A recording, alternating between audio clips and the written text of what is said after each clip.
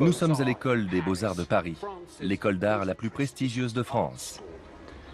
Elle a été fondée en 1648 par Louis XIV, ce qui en fait un des lieux les plus importants de l'histoire de l'art.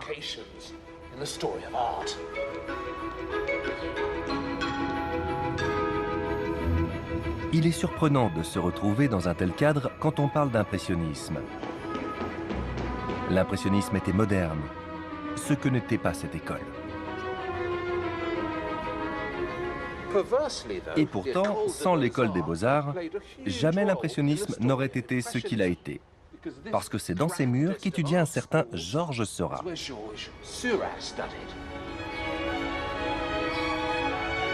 Ah, ce bon vieux Seurat, le roi des points. Bien qu'ayant peint quelques-uns des tableaux les plus connus de l'Odyssée des impressionnistes, son histoire et sa personnalité restent entourées d'un halo de mystère. La seule photographie que vous verrez jamais de lui, la voilà. Et la seule preuve tangible de sa réflexion réside dans son œuvre, caractérisée par cette étrange raideur et ses étonnants points.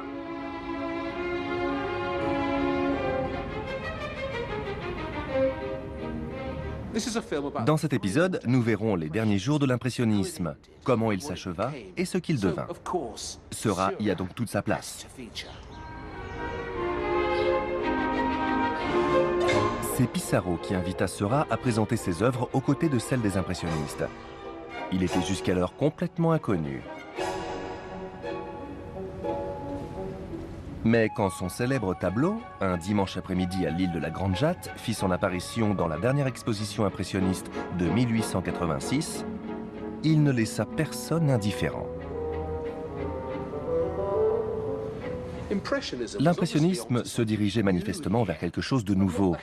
Mais qu'était-ce donc? Si vous demandiez à 10 critiques d'art une analyse sur Seurat, vous auriez 10 différentes réponses.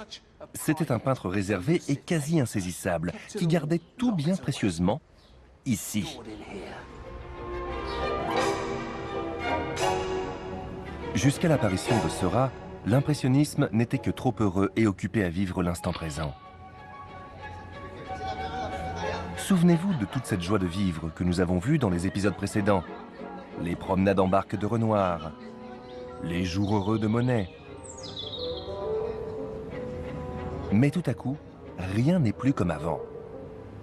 Les tableaux de Seurat semblent être en quête de quelque chose de plus profond, de moins mouvant, de plus permanent.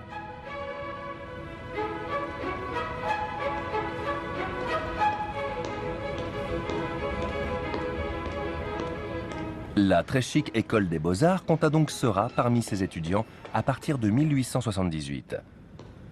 Il y resta 2 ans. 2 années à évoluer dans le passé. Ses parents étaient très aisés. Seurat n'avait donc pas besoin de travailler et tout le prédestinait à devenir un peintre tout à fait traditionnel et conservateur. Le genre d'artiste qui aurait peint ceci. Mais il en fut tout autrement. Les œuvres de Seurat ressemblèrent davantage à ceci et à cela. Les tableaux de Seurat ont toujours été déroutants, et le seront toujours d'ailleurs. Il peignit un de ses premiers tableaux, une baignade à Asnières, à tout juste 23 ans. Son premier chef-d'œuvre, mais déjà si intrigant.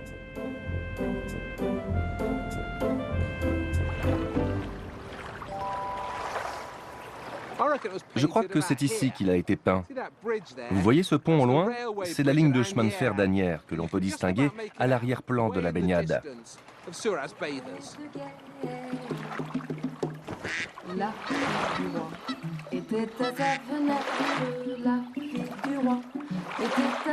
C'est un jour ensoleillé, un dimanche sans doute au bord du fleuve.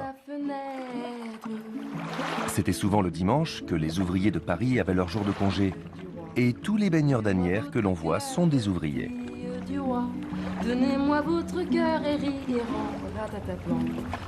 Il est facile de le deviner à leur bleu de travail et à leur chapeau melon cabossé. Peut-être travaillaient-ils comme ouvriers dans les usines que l'on voit derrière, à Clichy. Clichy était devenu un quartier très industriel. Il est donc très possible que ces hommes aient tous été des camarades d'usine qui se retrouvaient le dimanche pour se détendre.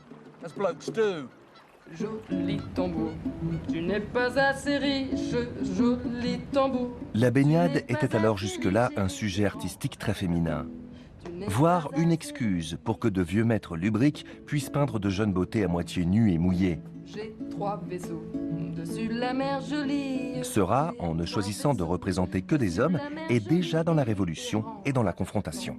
Dessus la mer jolie. L'homme qui se trouve dans l'eau, celui qui nous tourne le dos, fait clairement écho au célèbre tableau d'Ingres que l'on trouve au Louvre. La baigneuse de Valpinçon, une mystérieuse odalisque orientale dont le dos dénudé rendait fous les hommes. Joli tambour, tu n'es pas assez riche, joli tambour. Tu n'es pas assez riche, chéri errant.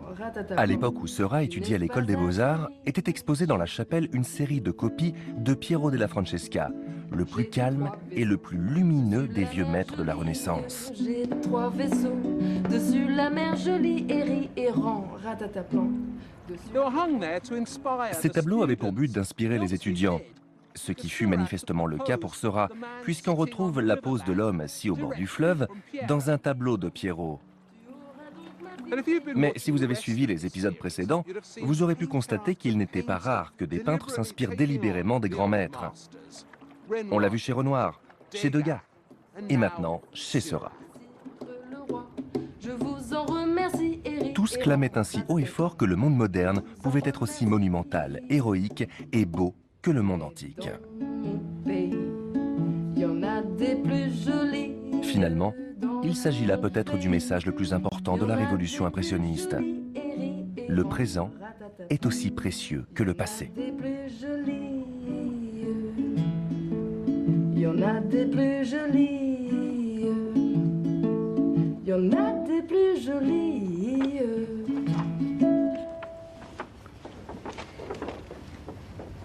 Seurat était si réservé que ce n'est qu'à la veille de sa mort qu'il révéla à ses parents qu'il avait une maîtresse et un fils. Jusqu'alors, personne ne s'était douté que la généreuse Madeleine Knobloch était la maîtresse de Seurat et la mère de son enfant.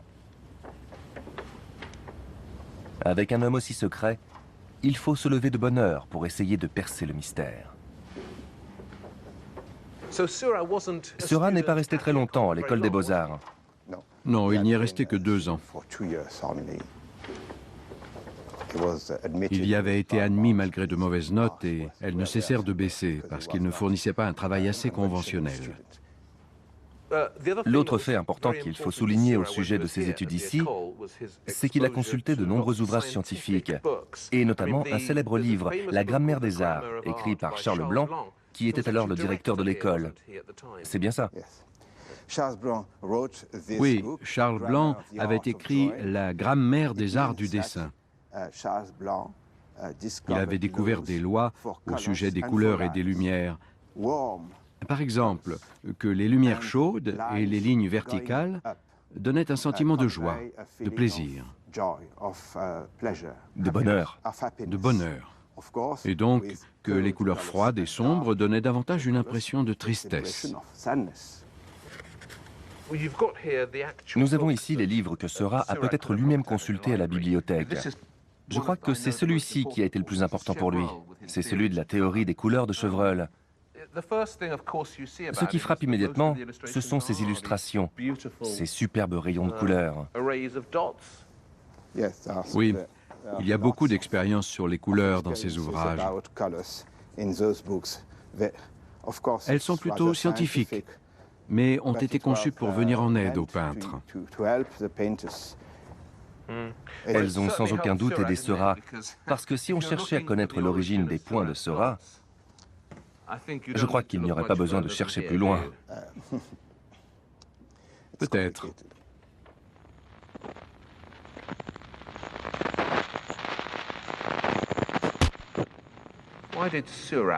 Pourquoi Seurat peignait-il des points? C'est la première chose à éclaircir. Qu'attendait-il des points? Pour en savoir plus, j'ai transformé l'ancienne chapelle de l'école des beaux-arts en un laboratoire sur Seurat, où nous allons procéder à plusieurs expériences. Colorées. Bon, ce n'est pas tout à fait de la haute technologie, mais je ne suis pas sûr non plus que Seurat et ses points étaient aussi scientifiques qu'il voulait bien le prétendre.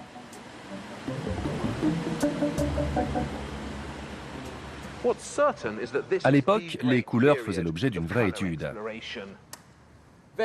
Plusieurs théories apparaissent qui tentent d'expliquer le comportement des couleurs. La première chose à faire est de bien distinguer la couleur en tant que pigment de la couleur en tant que lumière. Les pigments et la lumière ont des propriétés différentes. Si je mélange des pigments de bleu, de rouge et de vert, j'obtiens une sorte de marron foncé.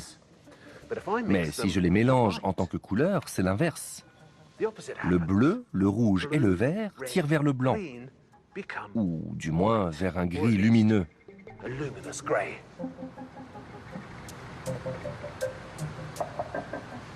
Seurat décida de déposer ses pigments sous forme de points.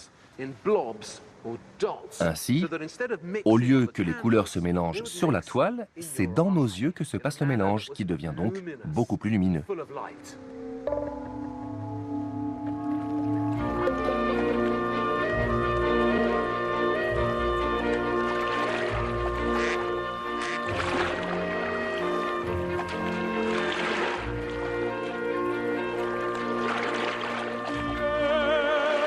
Le chef-d'œuvre absolu de Seurat, le fruit de toutes ses expériences sur le pointillisme, le voici. Un dimanche après-midi à l'île de la Grande Jatte, une scène immanquablement mystérieuse. Ce tableau est véritablement intrigant. C'est peut-être la 12e fois que je viens le voir à Chicago, mais aujourd'hui encore il m'échappe. Comment, en 1884, peut-on arriver à une telle œuvre ? À l'époque, aux États-Unis, Buffalo Bill en était toujours attiré sur Sitting Bull, tandis qu'à Montmartre, dans son étrange atelier scientifique, Seurat avait entrepris ceci.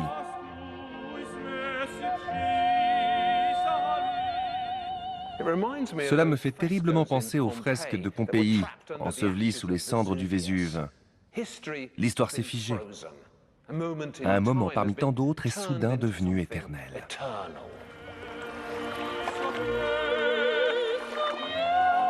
La Grande Jatte était une petite île de la Seine sur laquelle se rendaient les Parisiens le dimanche pour se détendre, marcher, parader et flirter.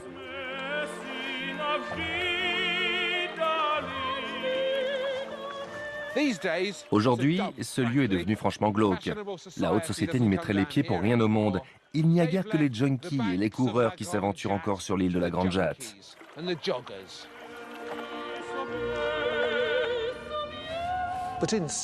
Mais au temps de Seurat, dans les années 1880, c'était une promenade à ne pas manquer, surtout si vous étiez un jeune homme bien fait de votre personne, en quête d'une jeune femme sans attache. La Grande Jatte n'en manquait pas. On l'appelait l'île de l'amour. Et la plupart des jeunes femmes élégantes qui flânaient le long de la Seine sur cette île, dans leurs habits du dimanche, étaient des filles de joie qui attendaient leurs clients.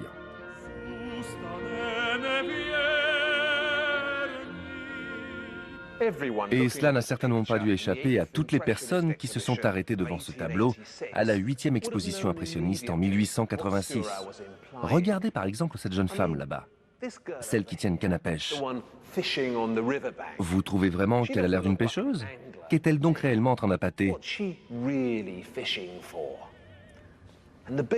Et ce grand couple ici, que l'on trouve au premier abord très respectable, avec leur fière allure.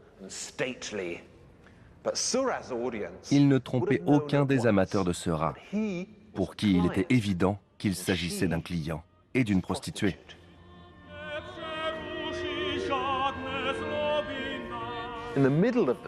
Et au milieu du tableau, à la place centrale, Seurat avait peint une mère et sa fille à l'air angélique, toutes vêtues de blanc.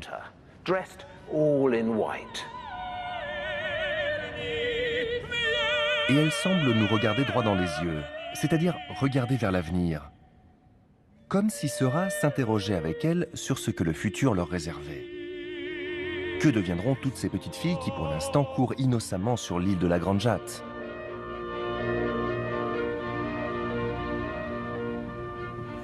La Grande Jatte avait trouvé son inspiration dans un autre tableau qui se trouve également ici, à Chicago. Le bois sacré de Puvis de Chavannes.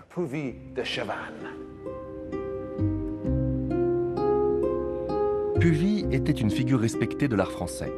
Son symbolisme, pâle et mystérieux, fascinait bon nombre d'impressionnistes, et sera le premier.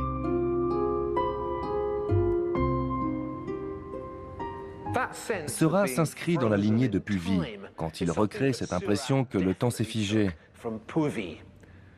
Mais le tableau de Puvis est bien éloigné du monde moderne.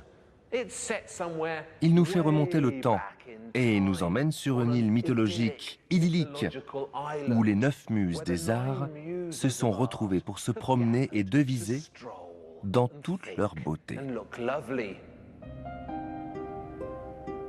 Le tableau de Seurat a remis au goût du jour le bois sacré pour nous montrer ce à quoi un tel lieu pourrait ressembler en 1884 après Jésus-Christ et non avant. La Grande Jatte nous montre ce que le monde moderne est devenu. Il nous incite à faire la comparaison avec ce que ce monde était auparavant.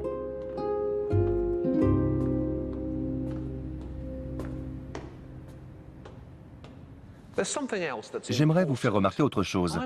Je suis absolument certain que la Grande Jatte a été délibérément construite en écho à la baignade d'Asnières. Ces 2 tableaux sont faits pour être vus ensemble. Ils s'appellent et se répondent l'un l'autre.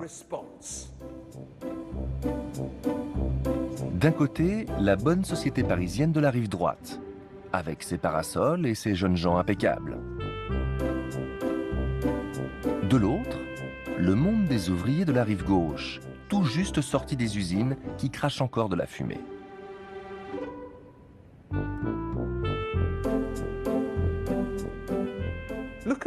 Observez comment ce garçon ici, qui est dans l'eau, interpelle l'autre côté du fleuve, tandis que les gens de l'autre rive semblent le regarder de manière impassible et presque abattus. De ce côté-ci, c'est comme s'il planait sur la Grande Jatte l'ombre d'une menace énorme et effrayante. Mais pas de l'autre côté.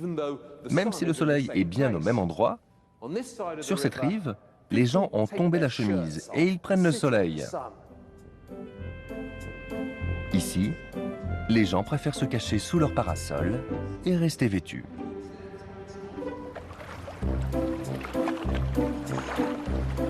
Seurat a donc peint une image en stéréo du Paris moderne, un côté pile et un côté face. Les 2 visages d'un même monde moderne qui se confrontent de part et d'autre du fleuve.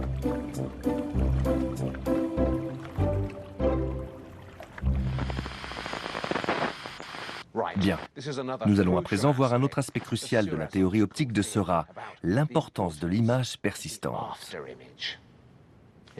Dans quelques instants, votre écran va devenir complètement blanc. Mais rien d'anormal, ne zappez surtout pas et continuez à le regarder. Si vous voulez comprendre la théorie des couleurs selon Seurat, il faudra continuer à regarder votre télévision. Prêt? C'est parti. Vous voyez le rectangle rouge? Fixez-le bien.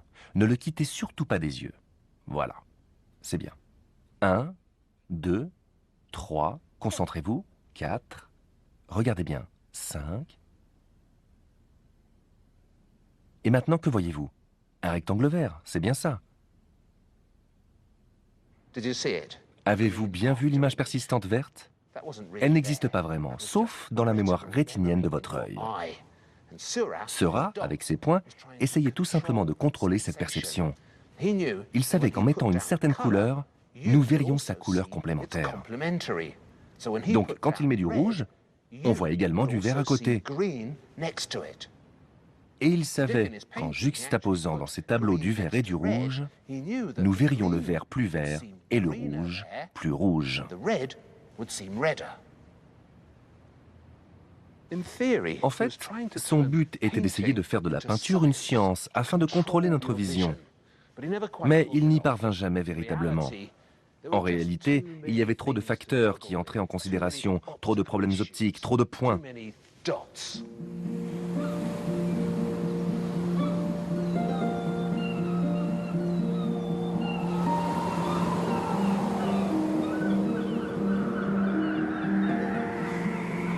Ces immenses toiles lui avaient demandé beaucoup de concentration, et il en était sorti épuisé. Alors, après avoir fini la Grande Jatte, Seurat entreprit une série de tableaux de bord de mer de taille plus modeste. Ce sont ses paysages marins.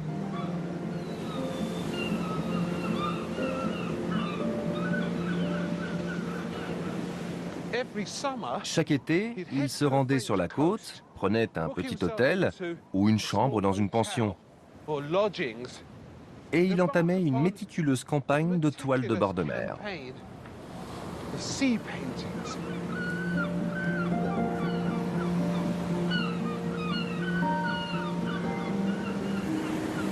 Les paysages marins de Seurat, charmants au possible, font partie de ses œuvres les plus accessibles. Tous les ans, à partir de 1885, il partait pour de nouveaux endroits et revenait les bras chargés de toiles. « Allons nous enivrer de lumière », écrivait-il lors de ses voyages.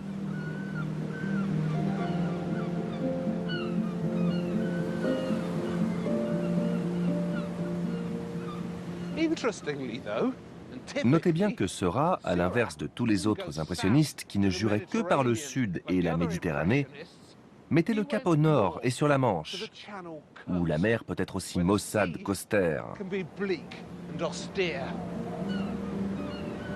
et où ces longues et basses dunes ne sont entrecoupées que de promontoires taillés dans la roche.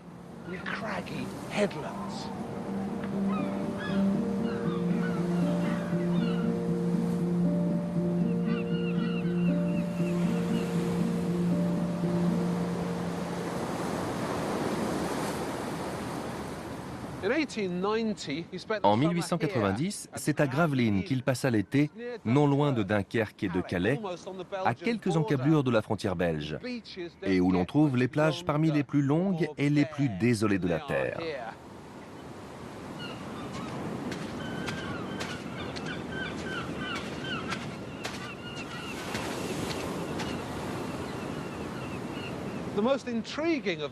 Les toiles les plus intéressantes de Gravelines ont été peintes ici même, sur le quai, en face du phare. Le chevalet en direction du vieux mât de signal qui indiquait les coefficients des marées. Dans un de ces tableaux, Seurat capture d'une main de maître la luminosité blanche des jours ensoleillés typiques de la région. Il n'y a presque rien à voir, tout est pâle. Aussi pâle qu'une tasse de thé dans lequel on aurait fait infuser un sachet de thé 10 fois essoré. Et puis, un autre jour, installé à peu de choses près au même endroit, sur le même quai, il peignit la même vue, mais le soir, un même sujet pour une impression complètement différente. Cette fois-ci, le soleil décline. La côte s'assombrit. La nuit arrive à pas feutrés. Une réalité, deux points de vue. L'impressionnisme est en pleine mutation. L'impressionnisme entre dans une quatrième dimension.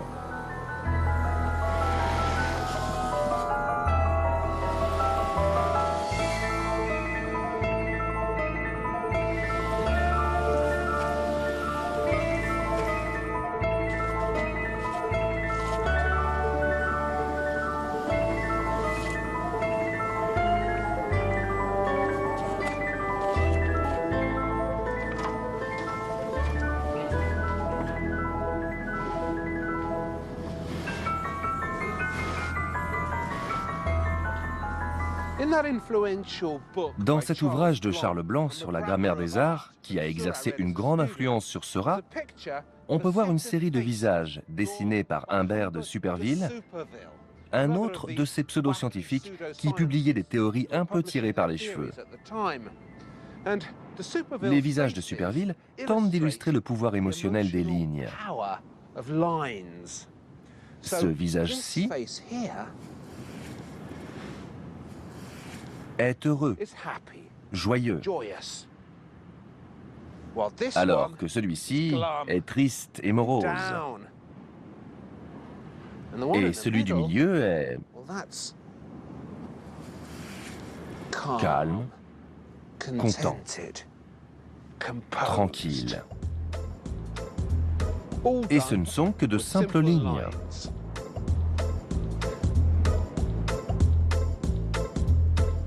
Cette idée selon laquelle des lignes horizontales éveillent des sentiments de calme et de tranquillité est une des raisons pour lesquelles Seurat se rendait sur cette côte. Le paysage français n'est nulle part ailleurs plus plat ni plus exactement divisé qu'ici même. Dans le tableau qu'il fit de jour ici, Seurat avait opté pour un sentiment d'immense tranquillité, avec une absence remarquable de lignes verticales au-dessus de l'horizon et une étendue de sable vide en dessous. Quant à son tableau peint au coucher du soleil, c'est l'effet inverse. Dans ce deuxième tableau, Gravelines s'habille de tristesse. Les bateaux sont fantomatiques, les ancres abattues. Le coucher de soleil de Gravelines est lugubre.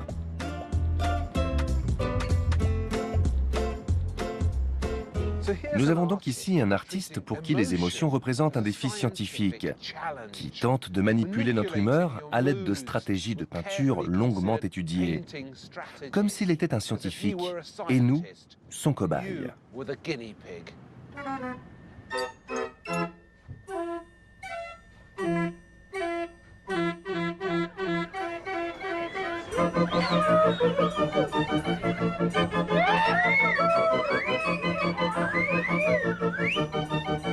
Seurat mourut à seulement 31 ans, bien trop jeune pour un tel talent.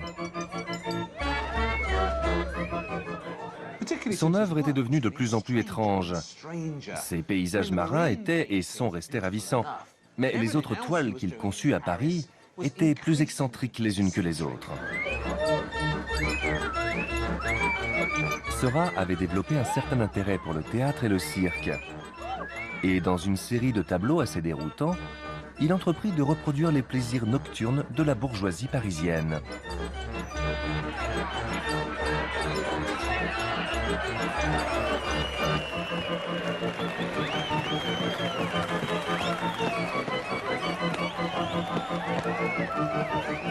Son dernier tableau, son dernier chef-d'œuvre, eut pour sujet, accrochez-vous bien, les danseuses de Cancan.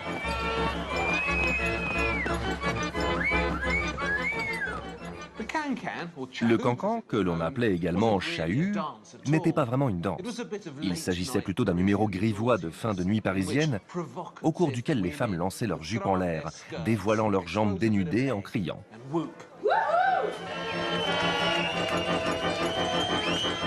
Le dernier tableau de Seurat est une fois de plus interprété comme une de ses tentatives intellectuelles de mise en œuvre de ses théories.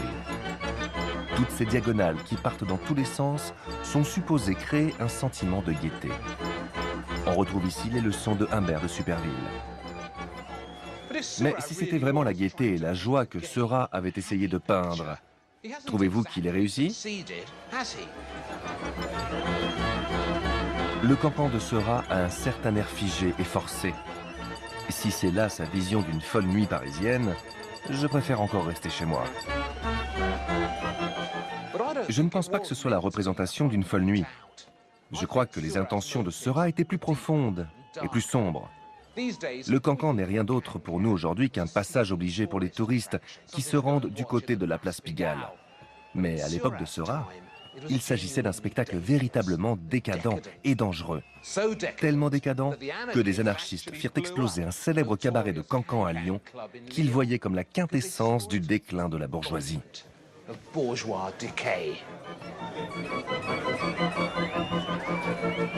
Je suis persuadé que tous les tableaux de Seurat portent en eux un certain message politique qui nous interpelle insidieusement, comme s'ils essayaient de commenter, sans en avoir l'air, le monde qui les entourait, son absurdité, son hypocrisie, ses artifices. Plus je me plonge dans le travail de Seurat, plus je suis convaincu que derrière toutes ces théories sur les couleurs, sur les lignes des émotions, se cache un artiste qui portait un regard bien pessimiste sur le monde moderne. L'impressionnisme était devenu cynique. Il avait perdu toutes ses illusions. Et ayant entrepris de regarder le monde moderne droit dans les yeux, il ne le voyait à présent que trop bien. L'art changeait son fusil d'épaule.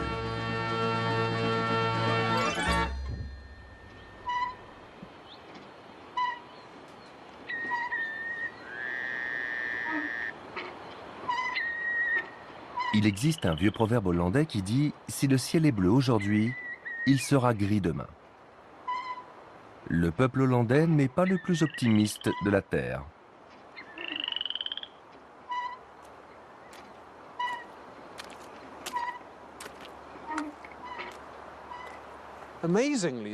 Et pourtant, la Hollande et les Hollandais ont joué un rôle crucial dans l'histoire de l'impressionnisme. Monet y fit plusieurs visites très productives, au cours desquelles il peignit de glorieuses scènes de fleurs, plongées en plein cœur du merveilleux spectacle des tulipes en floraison.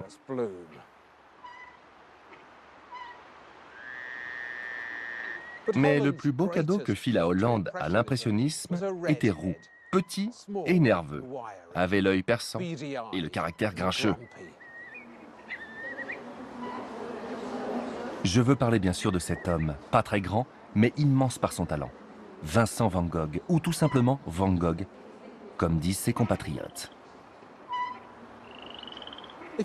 Si vous pensiez que Van Gogh était quelqu'un de gentil, c'est raté. Il était sombre, fou, maniaque. Son père était pasteur, et tout ce que Van Gogh avait reçu en héritage de lui, c'était une bien triste vision du monde.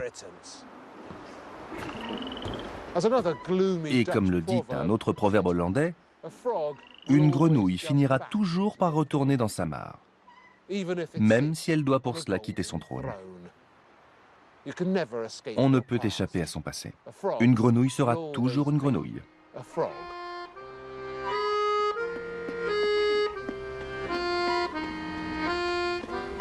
Les efforts désespérés que fit Van Gogh pour quitter sa mare le menèrent en Angleterre, en Belgique et finalement à Paris, où il arriva en 1886, juste à temps pour assister à la 8e et dernière exposition impressionniste. N'empêche qu'aujourd'hui, je suis dans le tas à Saint-Lazare. Van Gogh avait un petit frère, Théo, marchand d'art à Paris, très porté sur les impressionnistes. La bonne nouvelle, c'était qu'à son arrivée, Van Gogh fut mis très rapidement au courant des derniers courants artistiques. La mauvaise nouvelle, c'était qu'il n'avait nulle part où aller et qu'il emménagea chez Théo. Toi, vieux chien, qu'est-ce que tu vas faire? Aujourd'hui, l'image que nous avons de Van Gogh est celle d'un génie au grand cœur et mélancolique. Une âme un peu trop sensible, un peu trop fragile pour le monde moderne. C'était certes un génie, mais c'était aussi la dernière personne au monde avec laquelle vous auriez envie d'emménager. Agitateur, infirme, perturbé, Van Gogh n'avait aucune sorte d'hygiène personnelle et il buvait comme un trou. Après quelques verres d'absinthe, il aurait été capable de se battre avec un moine bouddhiste. Sa santé était des plus mauvaises. Quand il arriva à Paris, il souffrait déjà de syphilis. Et en Belgique, d'où il venait pour la énième fois de se faire renvoyer d'une école d'art, ses dents avaient tellement pourri qu'il dut s'en faire arracher 10 d'un coup.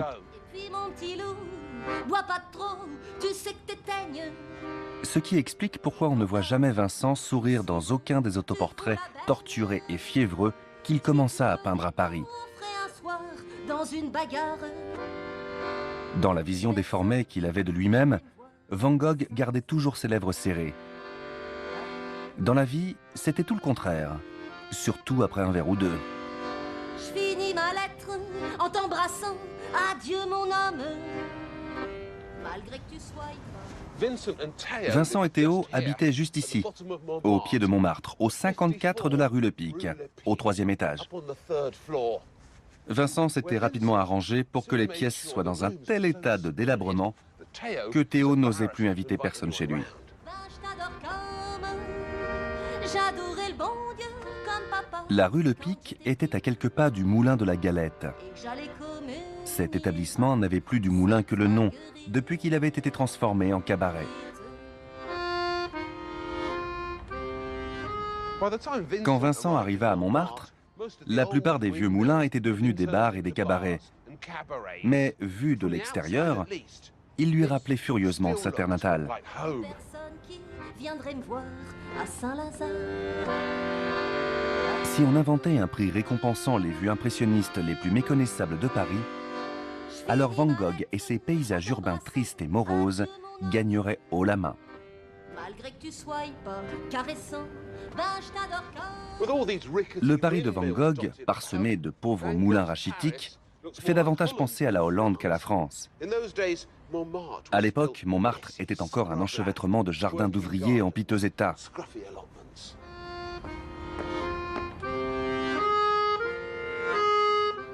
Exilée dans cette pâle réplique de Hollande, une grenouille hollandaise bien solitaire rêvait de revoir sa mare.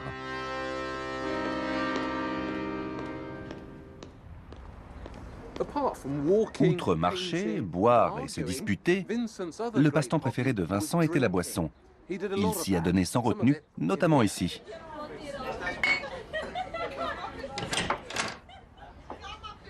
Au Lapin Agile est le seul cabaret de Paris qui soit resté à peu près identique à ce que Vincent Van Gogh en a connu. Petit, sombre et miteux. Une cerise, s'il vous plaît. Pour sortir un peu Vincent de chez lui, Théo l'inscrivit dans une école d'art du boulevard de Clichy, l'atelier Cormont, où parmi les élèves se trouvait être un petit homme, Toulouse-Lautrec. Merci.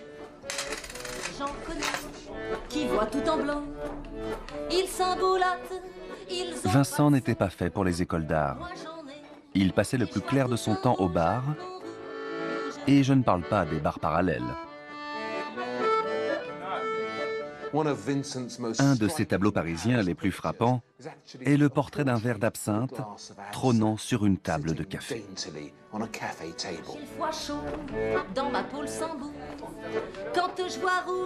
Cette boisson était surnommée la fée verte, parce qu'au moment où l'on y ajoutait de l'eau, l'absinthe prenait une teinte laiteuse verte, fascinante et dangereuse. Voilà ce que Vincent peignait. Un verre d'absinthe seul posé sur une table, comme une jolie fille attendant qu'on vienne lui faire la conversation.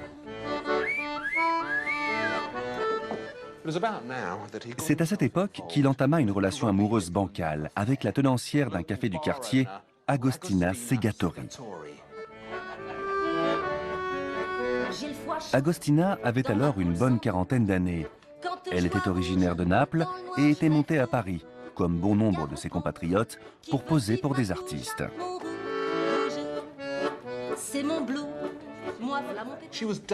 Elle était sombre et impétueuse, et elle faisait partie des modèles les plus demandés par les peintres de salon spécialisés dans les scènes d'esclaves du Moyen-Orient. C'est en se dévêtant qu'Agostina avait gagné de quoi ouvrir un petit restaurant sur le boulevard de Clichy, le Tambourin, où toutes les tables étaient en forme de tambourin. Sa liaison avec Vincent fut courte et malheureuse. C'était une de ces tristes collisions urbaines dont regorgeait le Paris moderne, sans joie et sans affection. Mais cette relation inspira à Van Gogh de fascinantes toiles. Les seules fois que Vincent peignit des nus, c'était Agostina qui posait. En général, les nus sont toujours prétexte à des considérations très élaborées. Mais ici, il n'en était rien. Ils étaient choquants, directs et très physiques. C'est pour ça qu'on l'appelait Bazouge, amoureux.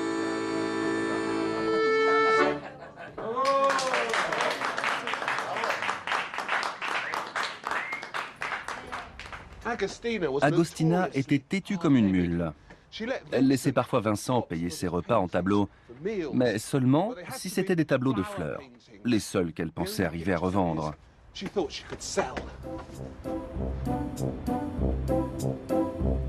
Quand on regarde attentivement ce portrait lugubre d'Agostina, que l'on voit ici à la fois sévère et seule dans son tambourin, on décèle des formes quelque peu confuses sur le mur à l'arrière-plan. Ce sont des esquisses japonaises, une nouvelle passion dans laquelle s'était jeté Van Gogh. Agostina le laissait en accrocher plusieurs au tambourin et Vincent la peignit devant ses nouvelles toiles.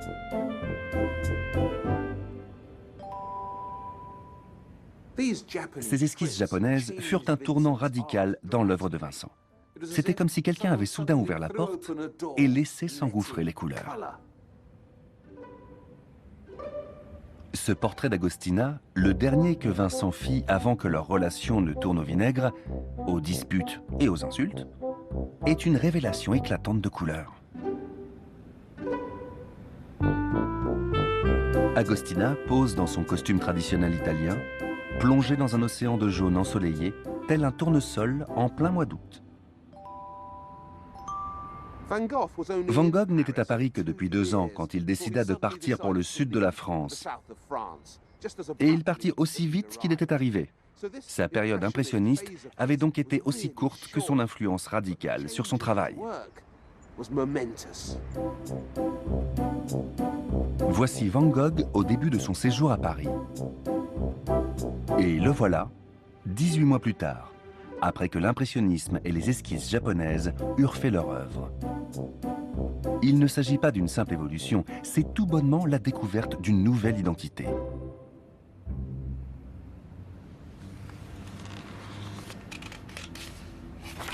La 8e exposition impressionniste de 1886, qui révéla Seurat et transforma Van Gogh, s'avéra également être la dernière.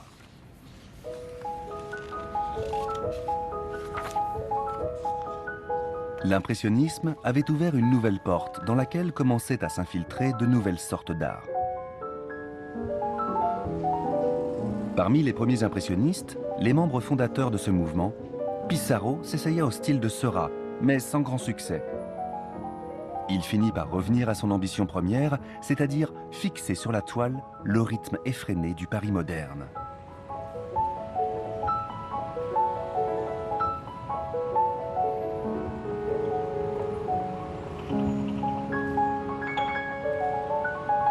Les toiles de Renoir, malheureusement, étaient de plus en plus terrifiantes et n'offraient que des nus potelés et graisseux qu'il exhibait comme un boucher ses chapelets de saucisses.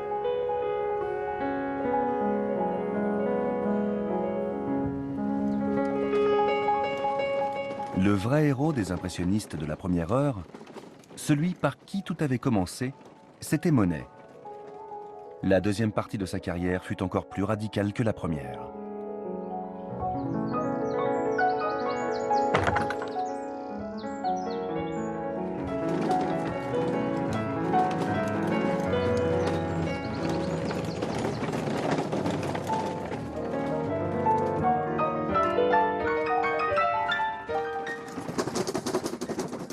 Vous aurez reconnu Giverny, où il passa les 40 dernières années de sa vie et où il donna vie à ce magnifique jardin.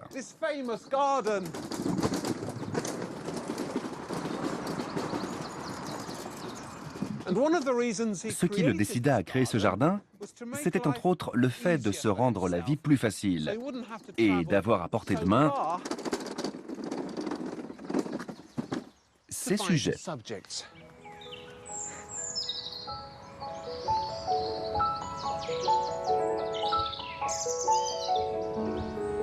Les Meules de Foin, cette série unique de peintures en extérieur que Monet entreprit dans les années 1890, ont été peintes juste ici, dans les champs qui jouxtent le jardin.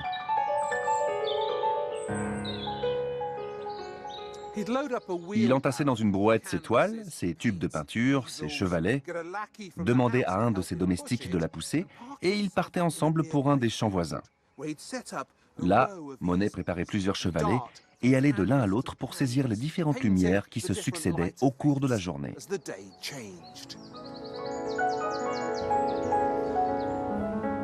Cette idée n'avait rien d'extraordinaire, et pourtant, personne n'y avait jamais pensé. C'était une toute nouvelle manière d'aborder la peinture. Apparemment, les paysans du coin, qui n'appréciaient ni Monet ni l'art moderne, faisaient exprès de mettre à sac leur meule tôt le matin, juste pour l'embêter.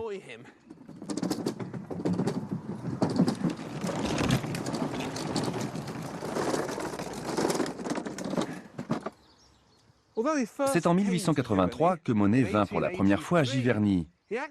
Mais ce n'est que quelques dizaines d'années plus tard qu'il fixa sur la toile l'endroit le plus célèbre de son célèbre jardin, son étang.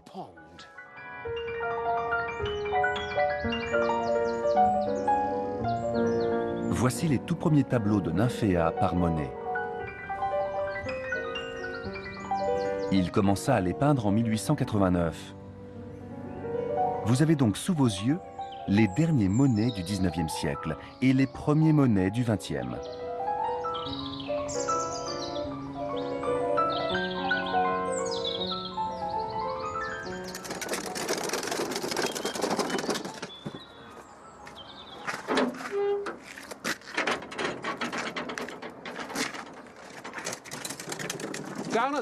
De ce côté-ci, entre la maison et l'étang au Nymphéa, se trouvait une ligne de chemin de fer qu'empruntait joyeusement 6 fois par jour une jolie petite locomotive et qui égayait le paysage.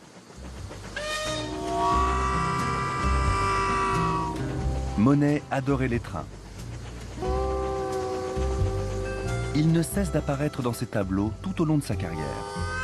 Leur fumée représentait pour lui un véritable défi à peindre, tandis que leur symbolisme éveillait en lui des bouffées d'espoir. Mais tout changea en 1914, quand éclata la Grande Guerre. L'armée commença à rapatrier les soldats blessés en train sur cette même ligne. Et le joyeux petit train n'était plus qu'un rappel constant de la guerre et de ses morts.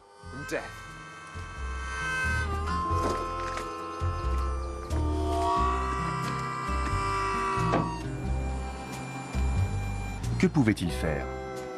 Comment aider, se demandait-il. Il avait alors plus de 80 ans et cela faisait bien longtemps qu'il ne pouvait plus s'engager physiquement. Mais la guerre passait si près de chez lui qu'il ne pouvait rester sans rien faire.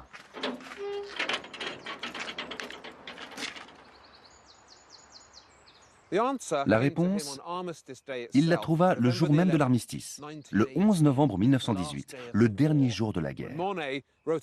Il écrivit une lettre à un de ses amis de longue date, Georges Clemenceau, qui était alors président du Conseil.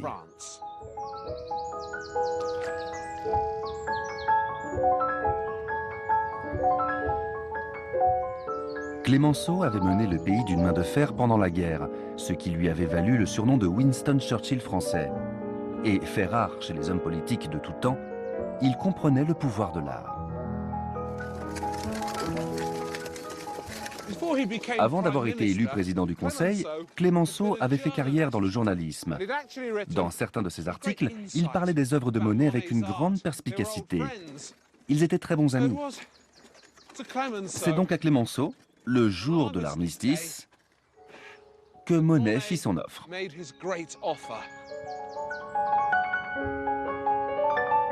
Pour commémorer la fin de la guerre, Monet s'engageait à donner à l'État français certains de ses tableaux. Ce n'est pas grand-chose, écrivait-il alors de manière poignante, mais c'est la seule façon dont je puisse prendre part à la victoire.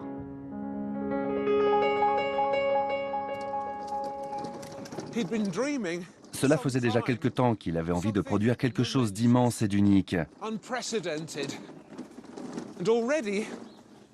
Et c'est dans cette optique qu'il s'était construit dès 1914 ce gigantesque atelier.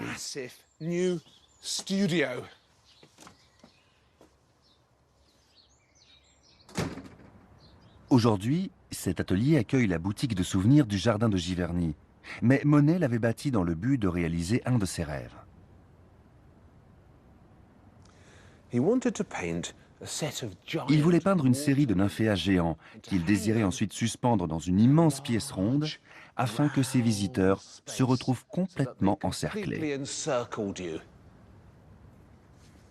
Mais il y avait un problème, et de taille. Depuis quelque temps, il avait des problèmes de vue. Monet, ou plutôt ses deux yeux, souffrait de cataracte.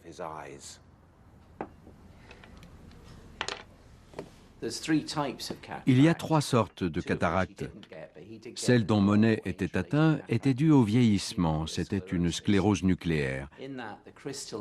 Il arrive que la structure cristalline se modifie. Nous y sommes tous sujets. Elle jaunit avec l'âge. De la même manière qu'un papier jaunit en vieillissant, le cristallin jaunit avec l'âge. Sur vos conseils, nous avons apporté des filtres pour la caméra qui pourront nous donner une idée de ce que Monet voyait. Nous allons mettre ce filtre devant la caméra et nos spectateurs pourront constater un léger flou. Mais surtout, ils verront que les couleurs changent. Tout à fait. Et ce filtre jaune ne laisse pas passer la lumière bleue. Donc le bleu s'estompe. De la même manière que votre cravate bleue apparaît dans les tons gris. Monet finissait par voir tous les bleus plutôt gris. Exactement. Certaines couleurs avaient perdu leur teinte. Et au fil des années, sa cataracte ne cessait d'empirer. Nous avons donc d'autres filtres qui vont nous le montrer. Sa vue se dégrade, elle baisse de plus en plus. Ce qui se passe, c'est que la vision se trouble, ce qui crée évidemment une frustration supplémentaire. Ce n'est que quand la cataracte a atteint un certain stade que la vision commence à se troubler. Et chez Monet, elle s'est troublée de manière significative. À la fin de sa vie, il ne se fiait plus qu'aux étiquettes de ses tubes de peinture, parce qu'il n'arrivait plus à distinguer un bleu d'un vert ou d'un violet. Alors il lisait les étiquettes. Je crois que Monet a essayé de résoudre ce problème en se tournant vers la chirurgie. Oui, la chirurgie avait fait d'immenses progrès, mais à l'époque, l'opération consistait à extraire le cristallin de l'œil. Il fallait ouvrir l'œil, retirer le cristallin et évidemment ensuite porter des lunettes de correction. Vous pouvez essayer celle-ci pour voir. En mettant ces lunettes, je verrai le monde presque à la manière de Monet après son opération. Oui, il faudrait juste rajouter le filtre jaune. Maintenant, regardez votre pouce. Je ne vois rien. Mon pouce? Ah, mais ce n'est plus un pouce que je vois, mais deux pouces. Un gros pouce d'un côté et un petit de l'autre. Le cerveau n'est pas capable de superposer la grande image sur la petite. Il n'y a plus de vision binoculaire. Jamais je n'aurais cru qu'il était possible de peindre avec une telle vue. Jamais.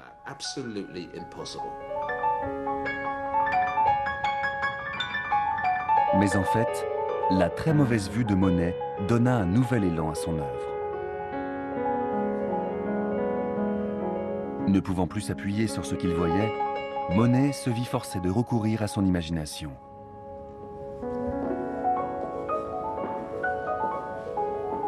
Le gouvernement français dénicha un lieu parfait pour les nymphéas de Monet.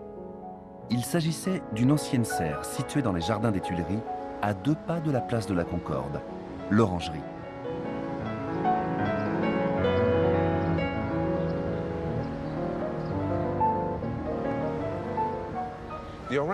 L'Orangerie est un bâtiment tout en longueur et plus étroit que rond. Monet modifia donc son projet.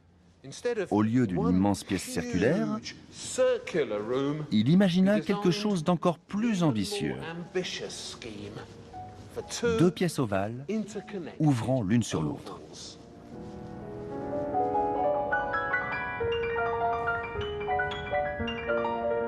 Le peintre surréaliste André Masson qualifiait un jour ce bâtiment de chapelle Sixtine de l'impressionnisme.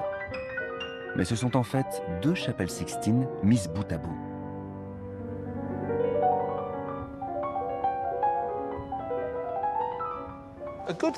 Ce qu'il est intéressant de noter à propos de ces nymphéas, c'est justement comme ils sont peu nombreux. On en trouve quelques-unes par ici, 2 ou 3 par là, mais dans l'ensemble, ils sont assez rares, voire même absents. Cela s'explique par le fait que le sujet principal de ces grandes fresques murales n'était pas ces ravissantes fleurs, mais l'eau, en perpétuel mouvement, et ses 1000 reflets changeants, ses profondes obscurités, et la fascinante et mouvante réalité qu'elle renvoie et fait vivre.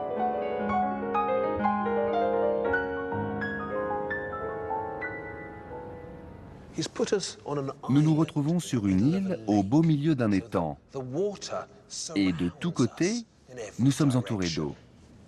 Quand Clemenceau vit ce spectacle pour la première fois, il suggéra d'installer un ascenseur, juste ici, au centre de la salle, afin que les visiteurs puissent arriver directement au cœur de cette expérience, plutôt que de la découvrir en franchissant une porte. Le but des quelques nymphéas que l'on voit tout de même ici et là est de permettre à nos yeux de se raccrocher à quelque chose de tangible, de nous repérer. Ces fleurs sont autant d'épingles de couleurs qui retiennent ce sublime coucher de soleil voué à l'éternité.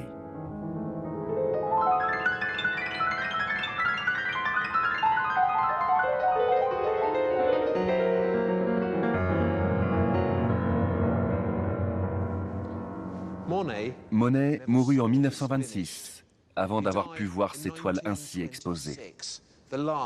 Il fut le dernier impressionniste à s'éteindre, mais il avait gardé son œuvre la plus révolutionnaire pour la fin.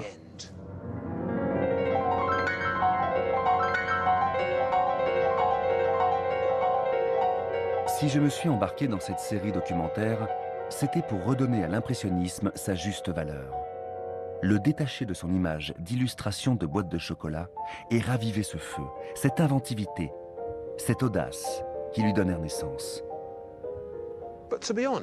Mais honnêtement, je me suis épuisé à tourner 4 longs épisodes afin de vous convaincre combien l'impressionnisme était révolutionnaire.